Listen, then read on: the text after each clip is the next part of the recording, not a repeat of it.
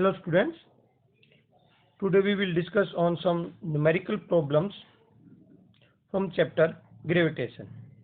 Gravitation के chapter में आज हम कुछ numerical problems को solve करेंगे। जैसे कि यहाँ पे आप एक numerical problems है, calculate the force of gravitation between earth and sun. अर्थ और सन जिस फोर्स से आपस में एक दूसरे को अट्रैक्ट करते हैं वो फोर्स कितनी है।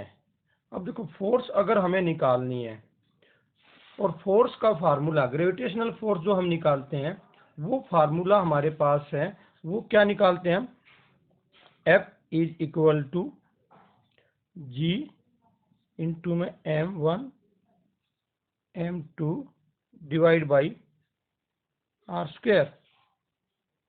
अगर ये सारी वैल्यू हमारे पास हैं तो हम कैलकुलेट कर सकते हैं कि फोर्स कितनी है।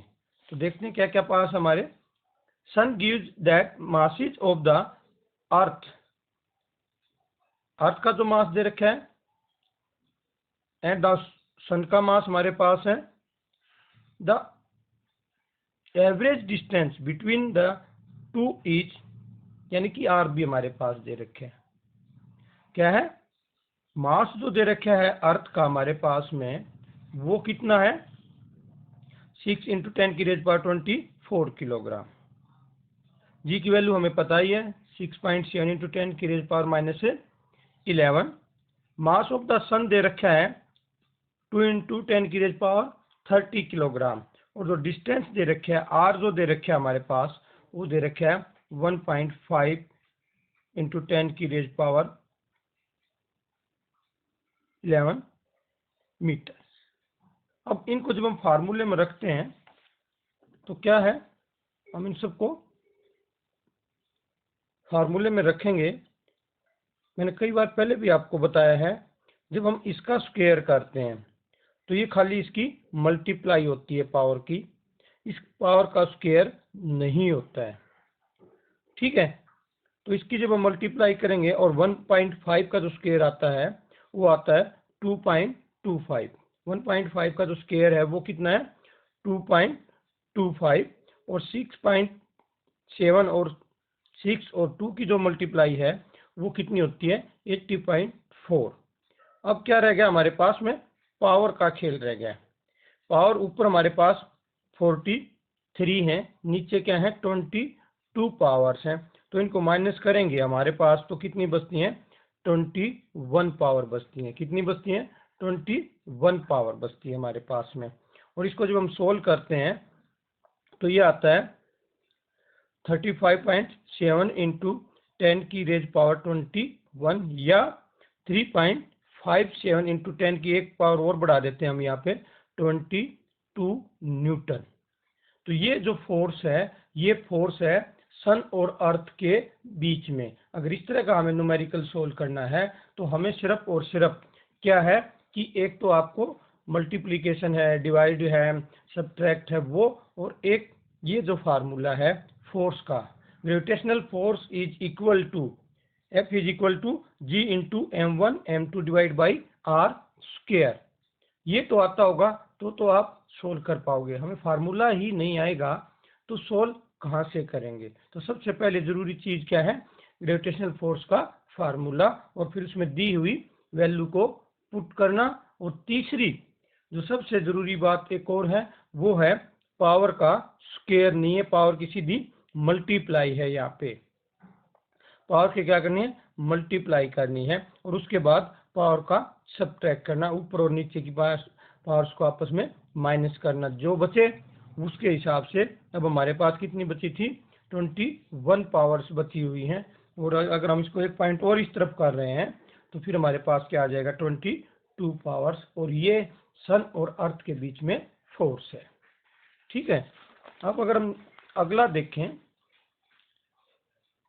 Numerical, A ball is thrown up vertically. एक बॉल को ऊपर की तरफ, पहले भी मैंने बताया आपको न्यूमेरिकल प्रॉब्लम सोल्व करते हुए स्टेटमेंट का समझ में आना सबसे इम्पोर्टेंट। स्टेटमेंट ही नहीं समझ में आएगी तो न्यूमेरिकल सोल्व नहीं हो पाएगा। A ball is thrown up vertically, ऊपर की तरफ जा रही है return to the thrower after 6 second, 6 second के बाद वापस उसी के हाथ में आ रही है। अगर आप कोई बॉल ऊपर की तरफ फेंको और वापस आपके हाथ में आने में उसको 6 सेकेंड लग रहे हैं, ठीक है। अब वो कैलकुलेट क्या करवाना चाह रहा है, the velocity of ball with which it was the throne up, वो वेलोसिटी जिसके द्वारा ये बॉल ऊपर की तरफ फेंकी गई थी। आपको जब हम ये ग्रेविटेशन वाले न्यूमेरिकल थे तब भी बताया था, अगर किसी चीज को ऊपर से नीचे की तरफ ड्रॉप करते हैं तो u0, नीचे से ऊपर की तरफ करेंगे किसी को तो v0, ऊपर से कोई नीचे की तरफ आएगा तो g की वैल्यू जो है वो पॉजिटिव, यहां से ऊपर की तरफ जाएगा तो ये माइनस।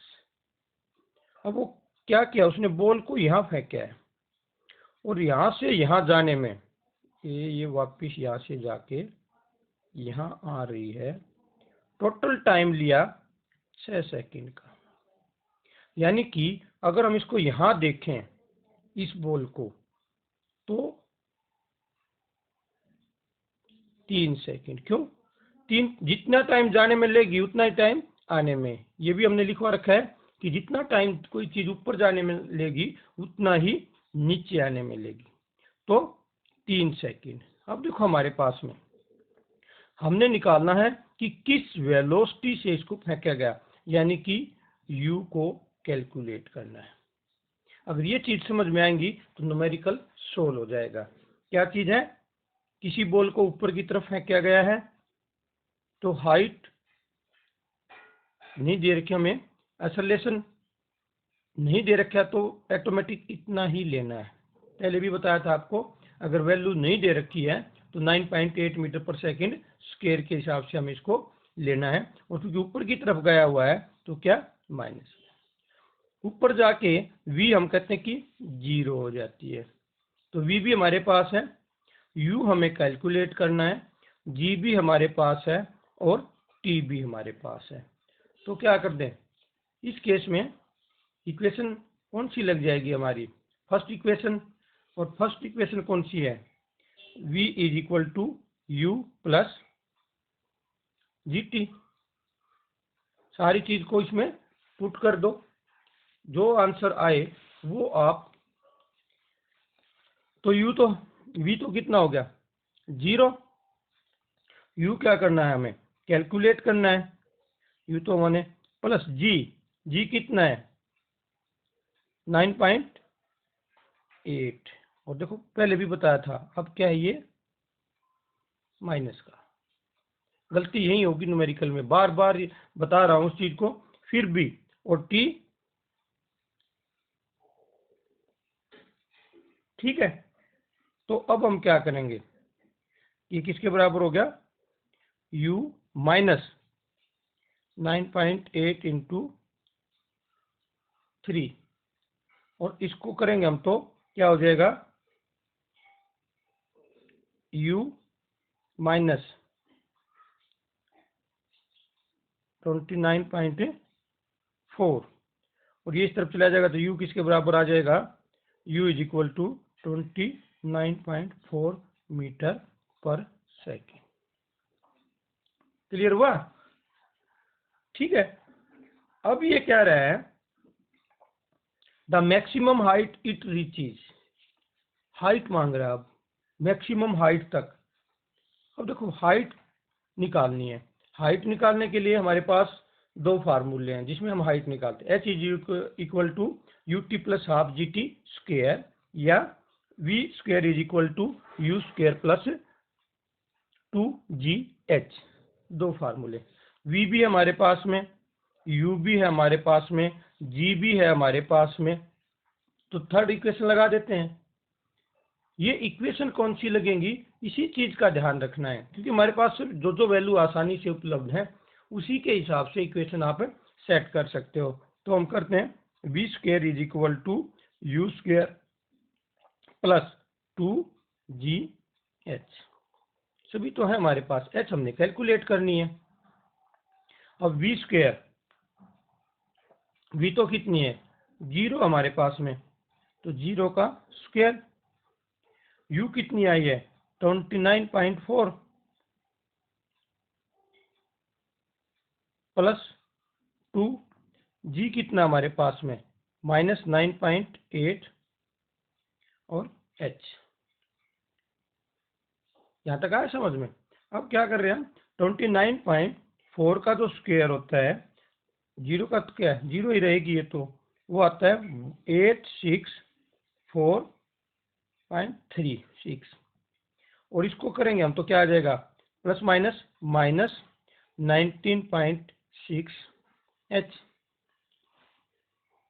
ठीक है, अब इसको आप इस तरफ ले जाओ 19.6 एच, ये प्लस का हो जाएगा इस तरफ आके, इज इक्वल टू 864.36। एच निकालना तो ये इसके साथ में आ जाएगा, तो H is equal to 864.36 divide by 19.6। ठीक है, अब जो अगर इसको हम सोल्व करेंगे तो एच इज इक्वल टू आएगा हमारा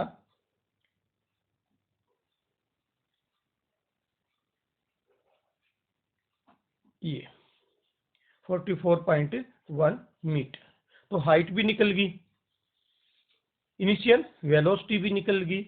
अब कह रहा है its position after 4 second. Third फिर पूछ लिया उसने एक और चीज हमारे पास कि देखो 4 सेकेंड के बाद ये कहाँ पे होगी। अब मैक्सिमम हाइट यहाँ से यहाँ तक हमारे पास आई है, एच जो हमारे पास आ गई है वो आई है 44.1।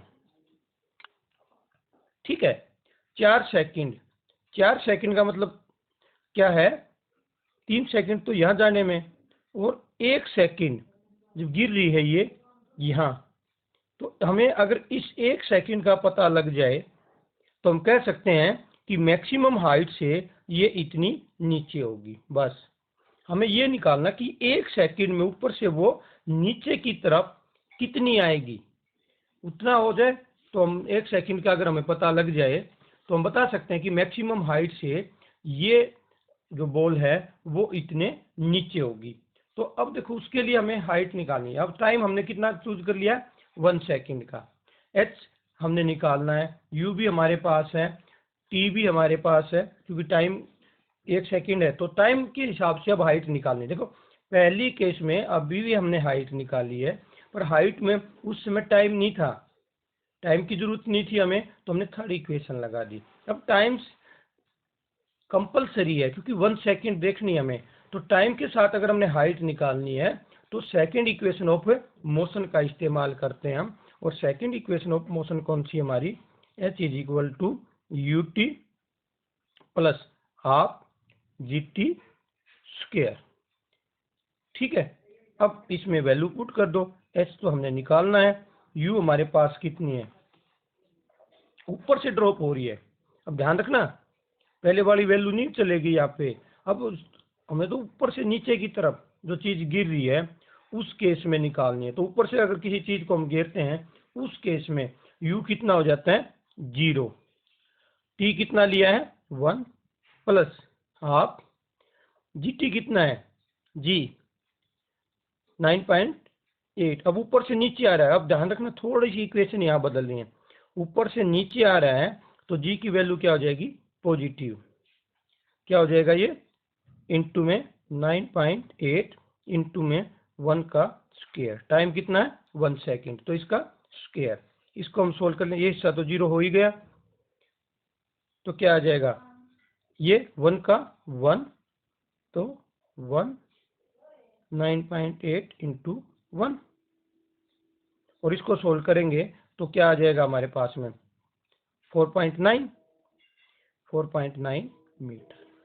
इट मीन्स आफ्टर 1 सेकेंड, यानी कि 1 सेकेंड में, और हम कहें कि 4 सेकेंड के बाद, अब हमारे पास क्या है कि टोटल 4, 3 यहाँ जाने में 3 सेकेंड और 1 सेकेंड आने में, आफ्टर 4 सेकेंड जो बॉल है वो कितनी है 4.9 metre below from maximum height, 4.9 जो है ये उतना नीचे होगी अपनी इस मैक्सिमम हाइट से। आई थिंक समझ में आया होगा आपको। ठीक है, उसके बाद हम एक न्यूमेरिकल और देख लेते हैं। हमारे पास न्यूमेरिकल है, the volume of a 500 gram sealed packet is 350 centimeters cube. Will packet float or sink in the water? Its density of water is 1 gram per centimeter cube. What will be mass of water displaced by packet? अब देखो इस चीज में क्या मांग रहा है। पहली चीज तो ये क्या कह रहा है कि क्या ये तैरेगा या डूबेगा। अगर हमें डेंसिटी निकालनी आती है, डेंसिटी क्या होती है, मास बाय वॉल्यूम। मास दे रखा है 500 ग्राम, डेंसिटी दे रखी है 350, फार्मूला है मास बाय वॉल्यूम। अगर हम रखेंगे तो डेंसिटी आ रही है 1.42 ग्राम पर centimetre cube, more than 1। Water की डेंसिटी 1 ग्राम पर सेंटीमीटर क्यूब और हमने डेंसिटी निकाली है 1.42 ग्राम पर centimetre cube. It means it will sink. हमें पता है जिसकी भी डेंसिटी वाटर से ज्यादा होगी वो चीज क्या हो जाएगी, डूब जाएगी।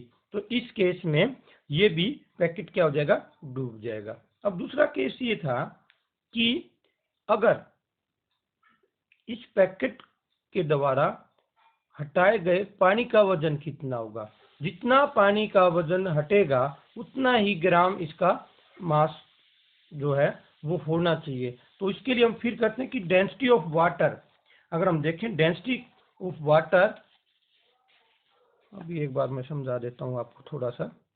हमारे पास आया है कि जो मास दे रखा है वो दे रखा है ये चीज, वॉल्यूम दे रखी है ये चीज, और अगर हम देखें अभी तो हमने निकाल लिया कि ये 1.42 ग्राम पर सेंटीमीटर क्यूब कि ये डूब जाएगा।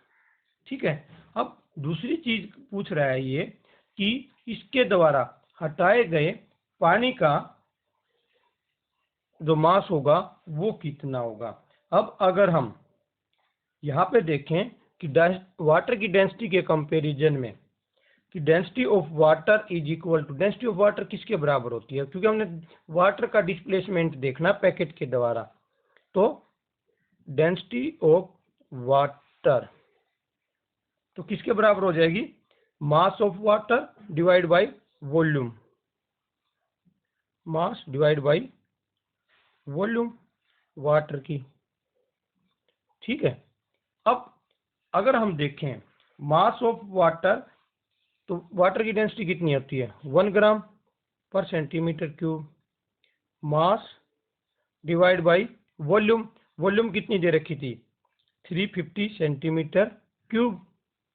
अब हमने मास निकालना है डिस्प्ले, तो क्या हो जाएगा, ये यहाँ पे जाके मल्टीप्लाई हो जाएगी, तो क्या हो जाएगा 350 इंटू में 1 is equal to mass of water, करेंगे तो कितना आएगा 350 ग्राम मास, यानी कि वो पैकेट इतने वाटर को डिस्प्लेस कर देगा। वो पैकेट क्या है 350 ग्राम वाटर को क्या करेगा, डिस्प्लेस करेगा। क्लियर। तो इस चैप्टर में ये 2-3 न्यूमेरिकल रहते थे आपके।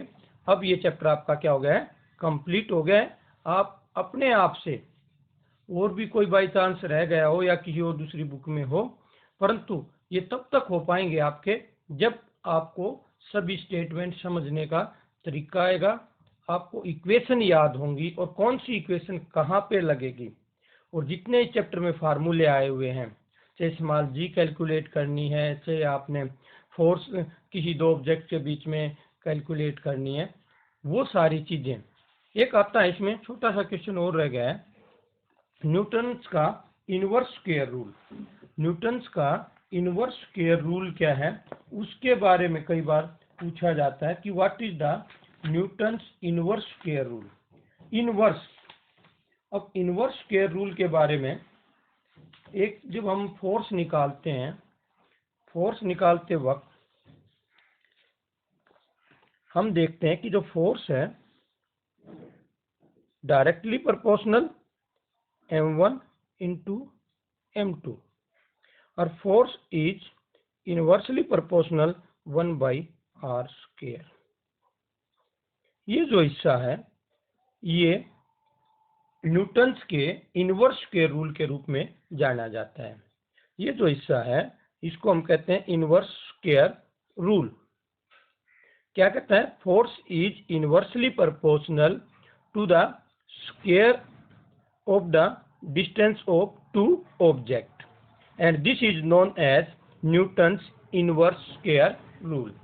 इनवर्स स्क्वायर रूल, अब क्या करें, अगर हम कोई डेफिनेशन पूछे और डेफिनेशन पूछने के बाद में अगर तो आपको ये फार्मूला आता है तो आप आसानी से लिख दोगे कि क्या डेफिनेशन बनेगी इनवर्स स्क्वायर रूल की। इनवर्स उल्टा हो रहा है स्क्वायर का, किसका? डिस्टेंस का।